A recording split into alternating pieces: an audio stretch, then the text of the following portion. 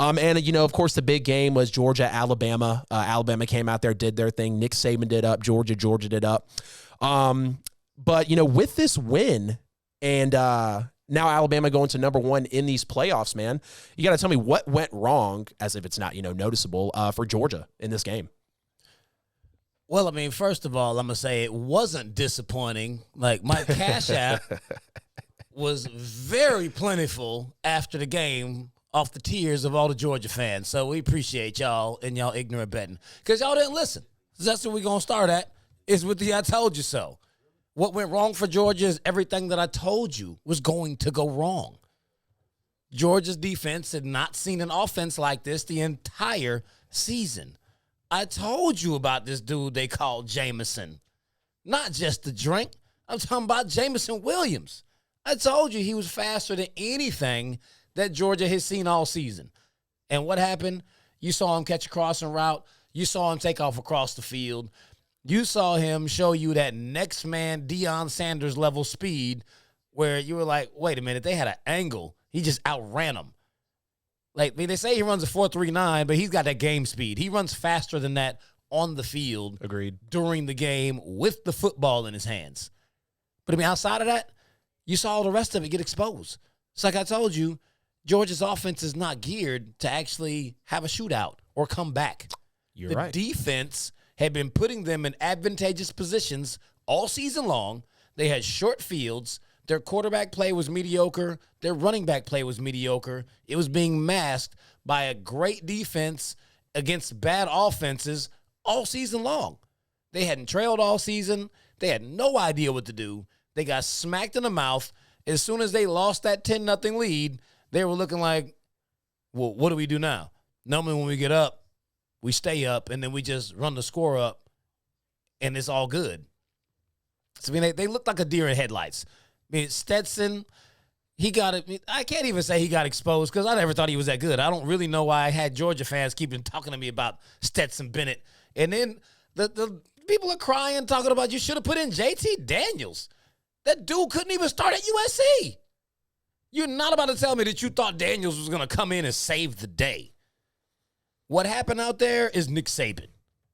He outcoached Kirby like he always does, despite the talent differences on both rosters.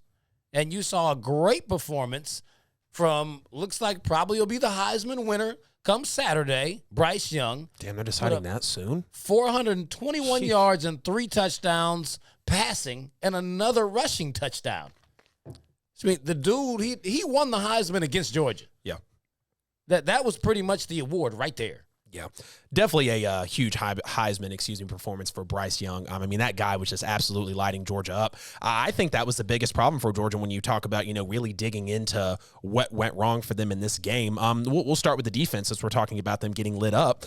Let's talk about the fact that they got no sacks. Let's talk about the fact that they had no turnovers. Yeah, there was a fumble on Bryce Young, but he recovered it. Oh, God, that fumble pissed me off so bad. He literally reaching out with his arm, pulling it in. Yeah, my question is, you've got so many Georgia players around there.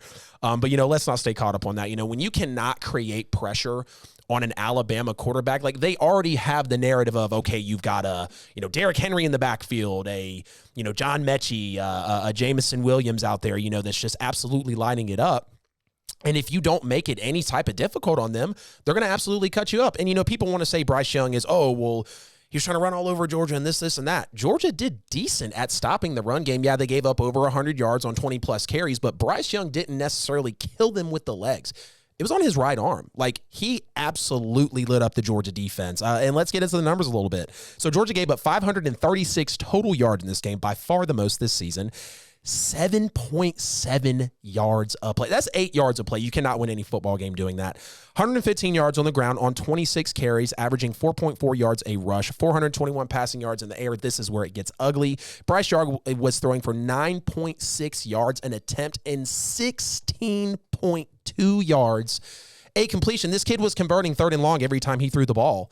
And when you talk about, again, if you don't make an Alabama team uncomfortable, yes, I understand the 10-0 lead, but that wasn't a smack in the mouth to Nick Saban. That wasn't a smack in the mouth to anybody. Let's get to the offense a little bit, though. So I think after, the first half, Alabama scores right before we go into halftime. It's 24-17.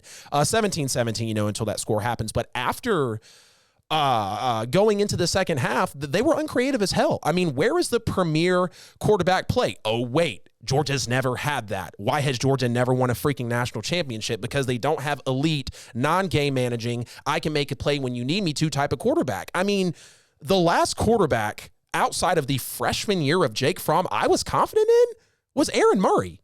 And he took us to the SEC title game years ago against Alabama. I don't know if you saw the game. Ball bounces off the receiver, falls, or he catches it. Should have let it hit the ground.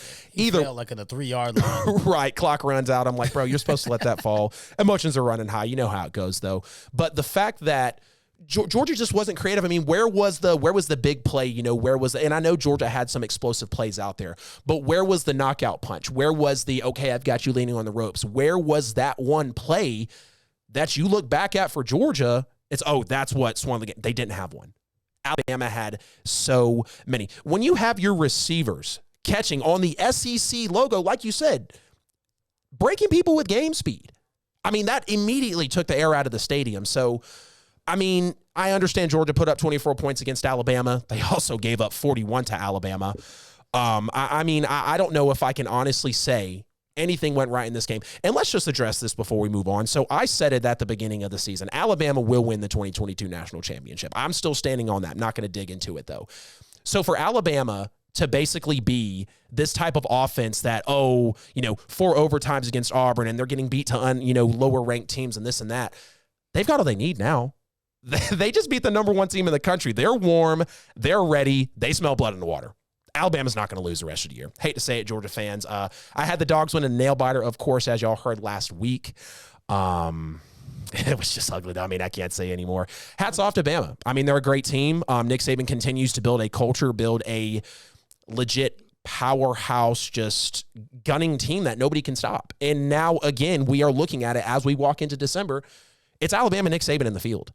Nobody is close to them. You can't tell me anybody is after beating the number 1 team. And you called it. Alabama now sits atop of the college football world. Yeah, like I gave y'all the projected rankings, what they were going to be, and they're all the way on point. But it's really one of those things. It's like we kept trying to dissect Alabama's schedule. You're like, well, this game was close. That game was close.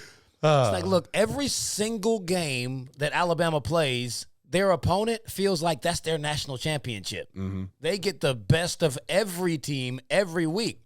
Teams aren't gunning for Georgia like this is going to make our entire lives because we beat Georgia. It's like, no, we want to beat that team that keeps winning the national championship every single season. Jamila, who are you lying to? The Dogs still have a shot at the national championship.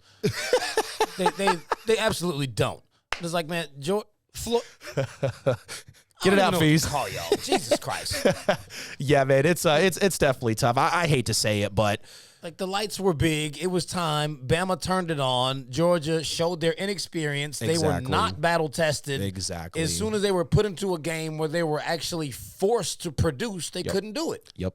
No game all season were they forced to do anything. Yep. I mean, here's the numbers you need to know. 2 costly turnovers, a pick 6, no sacks, no turnovers for Georgia, 0 coverage capability. I mean, they got cut up in every way possible. We won't harp on it, though. Everybody cried enough on Saturday.